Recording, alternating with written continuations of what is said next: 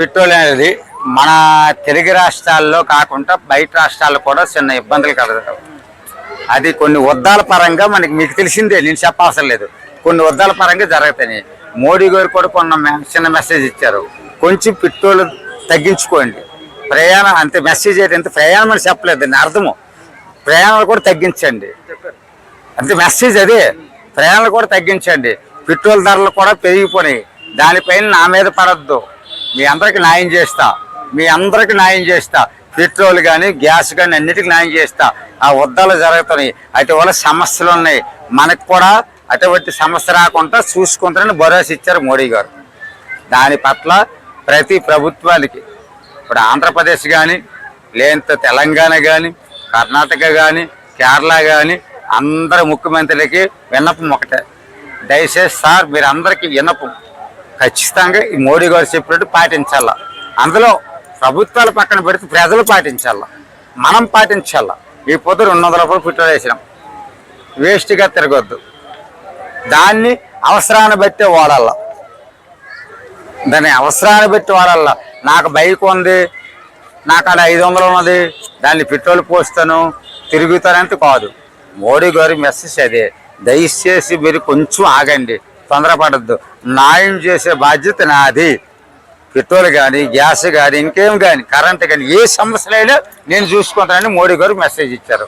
దాని పట్ల కూడా మనము కొంచెం అనివార్య కారణాలు ఏమున్నా సరే బాధ్యత వహించవలసిన అవసరం మనకుంది, మనందరికీ ఉంది. ఇప్పుడు నువ్వు కానీ నేను కానీ ఎవరు కానీ బాధ్యతలు వహించే అవసరం మనకుంది. కాబట్టి మోడీ గారి మెసేజ్ని మనమందరూ యూజ్ చేయాల, మనమందరూ దాన్ని పాటించాల, ఆ సిద్ధాంతాన్ని గౌరవించాల.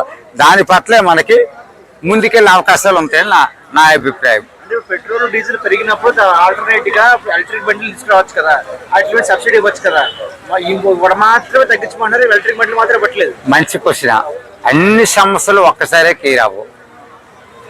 మీరన్నీ మంచి క్వశ్చన్ అడిగినారు, దీని పాయింట్ కూడా దచ్చాలి. ఓకే, అన్ని కూడా సమస్యలు ఒకసారి క్లియర్ అవ్వలేవు, ఒక్కసారి ఎప్పుడు అవ్వవు. మోడీ గారు అదే చెప్పారు, అన్నీ కూడా తీసుకొద్దాం ముందుకే, మన ఇండియాని మొత్తానికి ఏవి కావాలో అన్నీ తీసుకొద్దామని మోడీ గారు మెసేజ్ ఇచ్చారు. దేని పట్ల అది ఇది అన్నారు. మీరు అన్నారు కదా ఇప్పుడు క్వశ్చన్, ఏమన్నారు ఎలక్ట్రిక్ బండి తీసుకుంటూ ఉన్న సమస్యలు ఏమో వల్ల దానిపైన కూడా ఆలోచించాలి కదా. ఆ సమస్యలు కూడా పరిష్కారానికి రావాలి కదా, దాని పూర్ణ ఆలోచన రావాలి కదా, దానిపై బాధ్యతలు ఉంటాయి కదా, వాళ్ళ బడ్జెట్ని ఎటు మలుపు తిప్పలా తెలియదు కదా, అవన్నీ బాధ్యత తీసుకోవాలి కదా. అంత బేగ శరాలను అంత ఎలాగవుద్ది. అందుకని అన్ని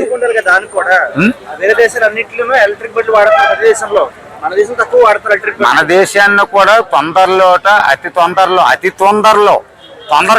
తొందరలో తక్కువ సమయంలో కూడా ఎలక్ట్రిషన్ బండ్లన్నీ ఇవన్నీ వస్తాయి. ఈలోపు ఉన్నాయి కదా షోరూములు, వాళ్ళు కూడా భరోసా ఇవ్వాలి కదా. అది కూడా చెప్తాను, షోరూములు కూడా చెప్తాను. మెసేజ్ ఏంటంటే ఇప్పుడు ఇచ్చిన బళ్ళకు కూడా సిస్టమ్ పెట్టాలి. ఒకవేళ నేను కొన్నాను ఇవాళ బండి, లక్షణం ఇచ్చింది, దాన్ని షోరూమ్ తెచ్చిన తర్వాత ఆ మోడల్లో పెట్టాలి, అది ఫ్రీగా. అవన్నీ వస్తాయి. ఇప్పుడు బండి కొన్నావు పలసరం అనుకో, ఇంతకు ముందు బండి, ఇప్పుడు కరెక్ట్ కావాలి దాన్ని షోరూములు బాధ్యత తీసుకోవాలి, దాన్ని సిస్టమ్ మార్చి అవన్నీ పెట్టాలి. అవన్నీ మోడీ గారు తెస్తారు. ప్రతి రాష్ట్ర ప్రభుత్వాలు కూడా ప్రతి ముఖ్యమంత్రి కూడా అదే తెస్తాడు. దానిపైన సందేశము లేదు, మనం భయపడిన అవసరము లేదు. అందులో మనకు మోడీ గారికి పెద్ద అండ. మోడీ గారికి నిజంగా చెప్తాను, మోడీ గారు కుదిరిక తెలియజేస్తాను, మోడీ గారు మనకు పెద్ద అండ. అన్నీ వస్తాయి. ఒకవేళ పసలు కొనాలి ఇవాళ, దానికి లేదు కదా ఛార్జింగ్, అది వస్తుంది కూడా. అదే షోరూమ్ బాధ్యత వహిస్తుంది. అవన్నీ మన ముందుకే వస్తాయి, మనం టెన్షన్ పడవలసిన అవసరమే లేదు.